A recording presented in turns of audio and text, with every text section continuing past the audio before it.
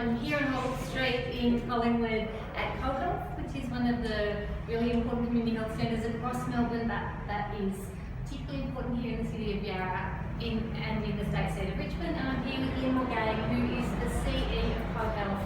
We've just made a commitment to funding $12.5 million to redevelop this site, both for healthcare but also for housing. So we wanted to ask Lynn why that's necessary. Well, welcome Kathleen, and thank you for that commitment.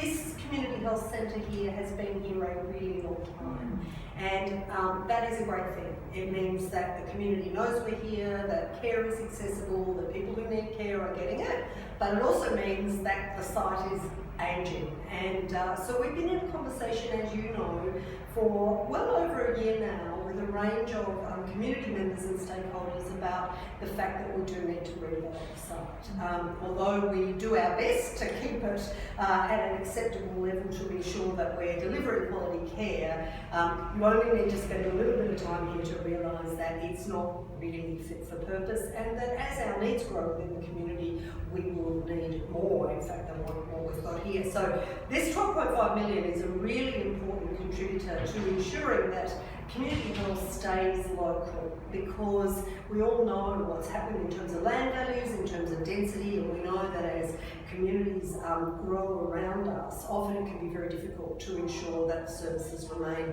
close to people who need them.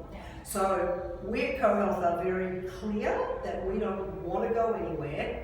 We think this is our community and we belong here, and that people are accustomed to accessing our services here, but we also know that we need to modernise. So the commitment is a really important step in helping us to build what our community are suggesting should be a wholesale redevelopment that includes both housing as well as ensuring health services stay here for the future. And Lynn, who are you thinking the housing would be for?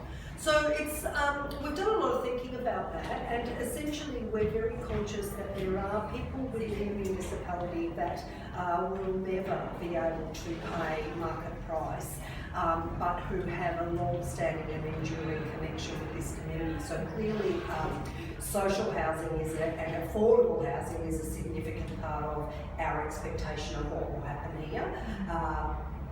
We think it's important that communities continue to be places that have diverse range of stakeholders within them, and we know that sometimes if we leave things to, corporate interests, that's not what's going to happen. Some of the things that we have been thinking about is the fact that many of the people we're working with are ageing.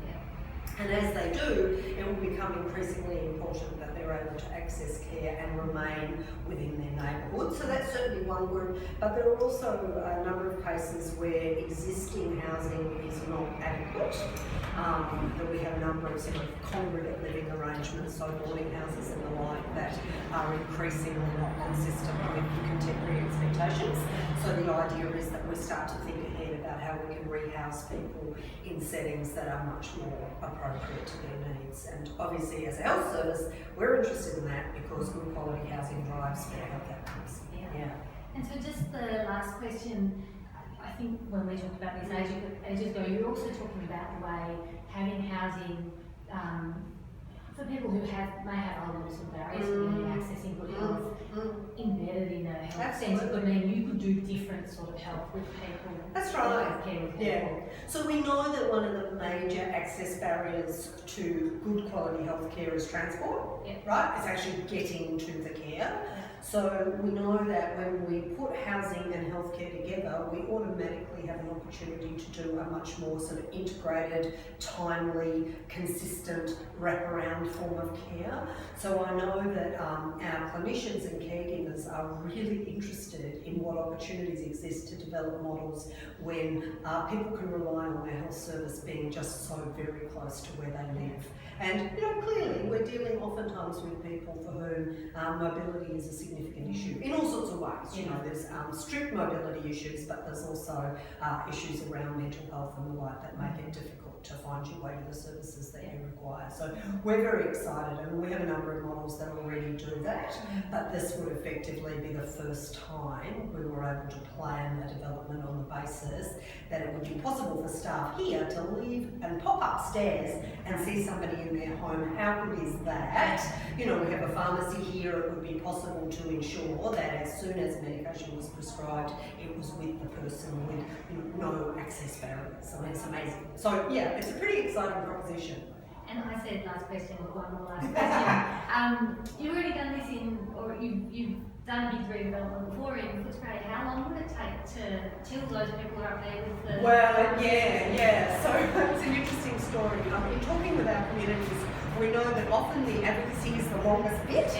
So, and that's been the case here. We've been talking about this for a number of years now. Once we actually get the money and the commitment, it's usually a couple of years before you're able to see something. It depends. I mean, we have a pretty good track record actually. We're pretty good builders, it turns out. So it turns out that we have been able to move pretty swiftly from when we get the commitment in the bank to actually seeing something on the site. In this case, we've made a really strong commitment to do this in partnership with the people who use the service, because once you start talking about these things, it's very easy for people to feel really concerned about a disruption to service.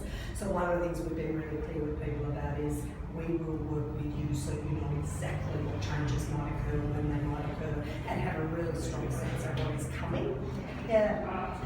Thanks. Thank you for all the work you do and all your colleagues do. And we're really pleased to be able to support this, and hopefully means that in the next term of government we could start this getting designed a bit. Well, thank you for picking it up, because there has been a lot of conversation across, as I say, a range of stakeholders about the need for the redevelopment, but this is our first concrete commitment, and we think that that's an important step in taking this forward. So thank you for your interest. Thanks.